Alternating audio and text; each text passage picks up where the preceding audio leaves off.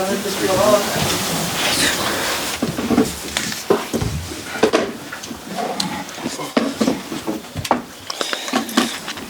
morning, everyone.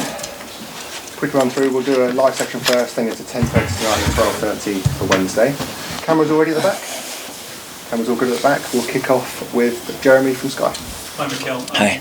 Team news first of all. Is Thomas Partey fit to play to start in this game, and is it the game he needs to start in? Well, he hasn't obviously trained much. He only had a session and he would train today, so it's what it is. He was out for a few weeks and he needs to get the rhythm. Just some reflections on Leicester. You didn't really say too much about the use of VAR in that match, and also at the end of the game, Saliba and Gabriel seemed to be involved in some kind of confrontation on the pitch. Was that them just showing a bit of passion, or what was going on there?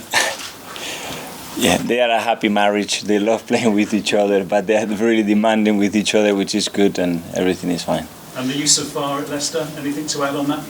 No. What about this game with Everton then? Is it a case of revenge after losing there earlier this month? It's a case of doing things better than we did when we played in a few weeks ago, and then in the right to win the game. And hopefully tomorrow we will play much better than what we did that day. Have you made the team look at the video of that match again, and what are you going to be telling them? But like with any opponent, we show them what they do, what they are about, what we expect to do to try to beat them, and nothing different.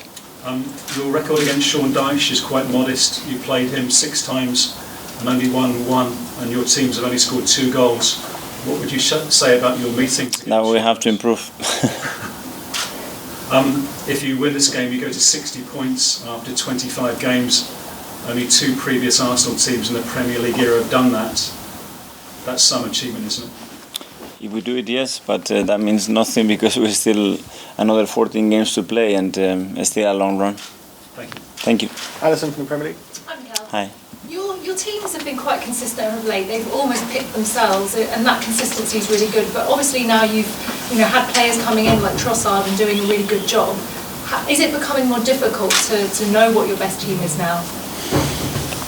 Well, we assess that situation every single day. The fact that we have options right now and we have some players coming from injuries give us alternatives, which is going to be crucial because players that can maintain the same level for 10 months is just impossible. And we need to change, and we have to generate alternative and be more unpredictable sometimes for opponents as well.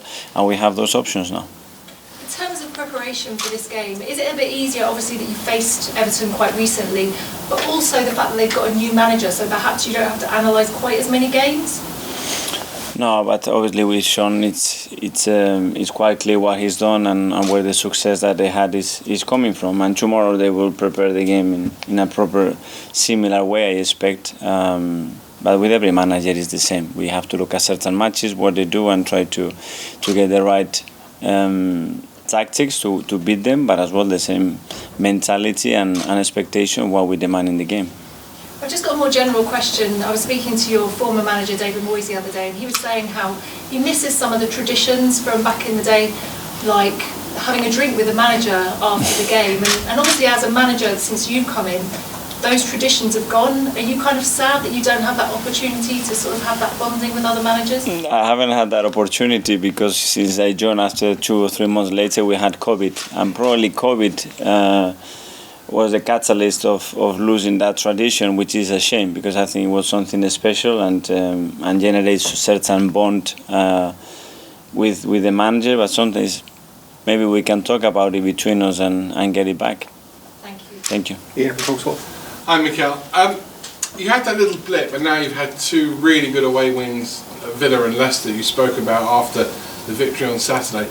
What have you done differently? What have the team done differently to get themselves back onto that sort of consistent run of form they had before the little blip? We talked about boxes, and we've been much more efficient in both boxes. I think we got individual errors that cost us certain points in that period, and then obviously the opponents play, and sometimes the opponent deserves to get something out of the game. But certainly I think our level and the way we have played doesn't drop. Do you think the opponents are now looking at you thinking, well, they're right back on it and they've been top by 1 week since August, and fear playing you, especially Everton at home? You're home tomorrow night? I don't know, we don't control what the opponents are feeling or how they prepare the games. What we have to do is tomorrow in front of our crowd, go full tail, go to win the game and play well and compete really well against this team. You've mentioned your crowd quite a lot this season, how important they are at the Emirates, the fact that there's none of that sort of situation around the ground anymore that's not supportive. It's 100% buying into, even if you go a goal down, it's 100% buying into what you and the team are trying to do. Yeah, and that's going to be crucial. And tomorrow we expect to have the same support, because with that we're going to be closer to winning that game for sure. One last one. You were under pressure last year. You're not anymore. You're under a different pressure now. During your documentary, it showed you going home and playing football in the garden with your kids and just relaxing.